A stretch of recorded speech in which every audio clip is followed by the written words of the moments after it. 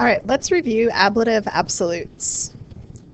Ablative absolutes are absolutely adored by the Romans. They use them all the time to make really interesting, complex sentences. So what you can do is you can take two actions, and instead of just having two separate sentences, you can combine them and turn one of the actions into an ablative absolute. So a boring sentence would be Caecilius servum vocavit et tum quintus vinum bibit. Right, he called the slave, and then Quintus drank wine. So what we can do is we can take the first action and turn it into an ablative absolute, and then keep our second sentence just as a normal sentence.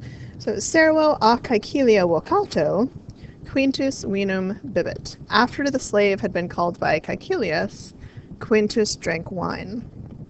So you have two different actions going on.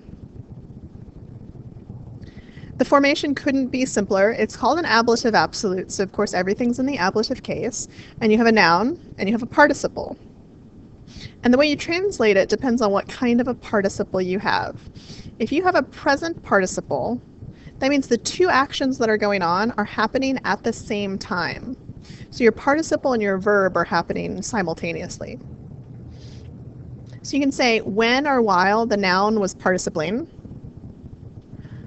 Or if you want to be very, very literal, you can use an ablative translation with, and just with the noun participling, which is the most literal translation you can get if you have a present participle. Now, if you have a perfect passive participle, that means that the action that's going on in the ablative absolute happened before the main verb. You can say when, after, or because the noun had been participled. Or again, a very, very literal translation is going to start with, which is an ablative translation, with the noun having been participled. Something else happened. So let's look at some examples of these. And also, too, with your perfect passive participle, make sure you look for deponent verbs, because instead of having been participled, you're going to say having participled. All right, so our translations are up at the top. We're going to look at present participles first. Now, these two things, whatever the participle is and the main action, are happening at the same time. So if you said puero ambulante, everything is in the ablative. We have a noun and a participle. When the noun was participling, when the boy was walking, something else happened. And that would be your main sentence. Fabris laborantibus, everything's ablative. It's ablative plural here. While the craftsmen were working, something else happened at the same time. Senatore scribente, with the senator writing, and that's the very, very literal translation. So if you have a perfect passive participle, that means whatever happened in the ablative absolute happened before the main verb. Oculis in januam defixis, when the eyes had been fixed on the door. And this is a good example of how you can have some other things sort of inside your ablative absolute. Here we have a prepositional phrase, and that's fine. We have a noun and a participle in the ablative, and they form the core of our ablative absolute. Verbis dictis, this is a very common one. After the words had been said, or after the words had been spoken, something else happened.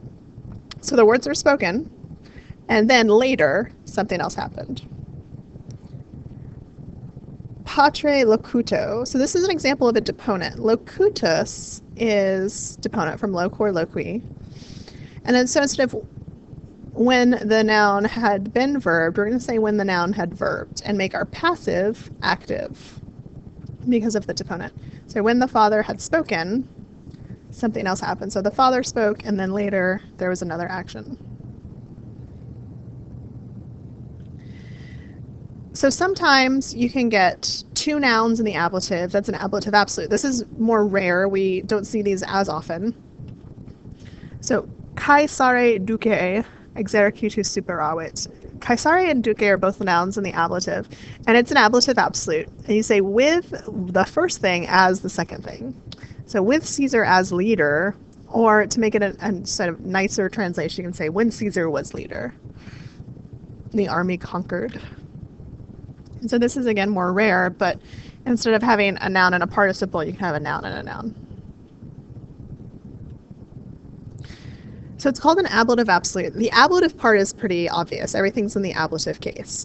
But the absolute part is also very important. And what it means is that the things that are in the ablative absolute are absolutely not connected to the rest of the sentence grammatically. So they can't appear as like the subject or the direct object in the main sentence. So if we go back to our original sentence, servo acacilia vocato quintus vinum bibit. So in our ablative absolute, we have a slave and we have Caecilius, after the slave had been called by Caecilius.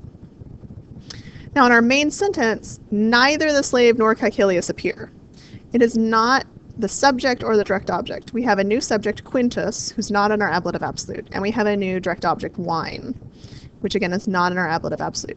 So this one works out fine because the nouns that are in our ablative absolute cannot be grammatically tied to our main verb. They can't be the subject, the direct object, or anything. So here's one that doesn't work. I'm going to keep the ablative absolute the same. After the slave had been called by Caecilius, he brought wine. And so the he is the slave. So the slave appears both in the ablative absolute and in the main sentence. And what would happen in Latin is that we wouldn't use an ablative absolute for this at all. We would change things up and think about our main verb. The slave brought wine.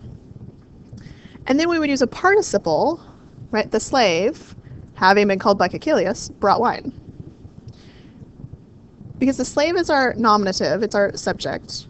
We can use a participle to describe it, but it's not going to be ablative. It's going to be the same case as the word we describe. So because slave would be nominative in this case, he brought the wine, we would use a nominative participle.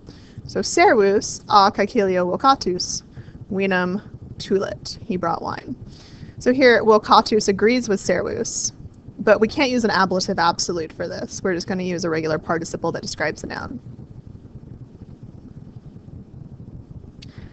And that's ablative absolute in a nutshell. It's very easy.